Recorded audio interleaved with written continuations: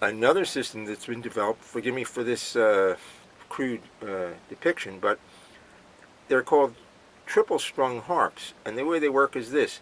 On this side of the neck would be the diatonic scale. On this side of the neck would be the diatonic scale. So two full sets of diatonic scales. And then in the middle, offset just a little in back, would be what we'd call the black keys of the piano. And you would literally reach in to the strings. This was C. This string would be C sharp, and you'd reach in, say about a half of an inch to hit the C sharp string. Now, I guess it would work, but imagine, if you will, tuning it. You'd have basically 3 times the number of strings to tune. Now, these last two systems of the cross-strung harp and the triple layers of strings, triple-strung harp, they solve the problem of not taking your hand off the bass line to get these sharps and flats. But again, evidently, most people don't use them for a lot of reasons. So, sometime in the mid-19th century, in France was developed a pedal system. And to this day, they're used in all concert harps. They call them pedal harps also.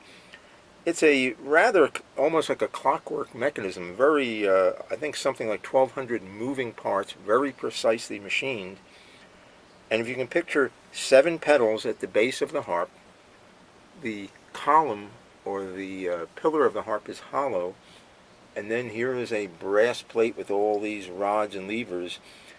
And originally they had just a single action pedal harp. As you push down, let's say, the pedal for the C string, it would activate some rods and levers, and I'm using my fingers to show you what would happen. Something called the dital, I believe. It was a circle with 2 rods coming out, and it would do something like this, and something like a lever, and give you the semitone on all of the C strings. And then another pedal for all of the D strings and all of the E strings. 7 pedals and there's for each of the diatonic strings. Later on, they revised the system, and now they're called triple action. And what happens is each pedal has 3 positions. This string would not be tuned to C, but rather to C flat. And if you engage the C pedal, all the C's would do something like this on the dital. It would engage all of these C strings to make them all C natural.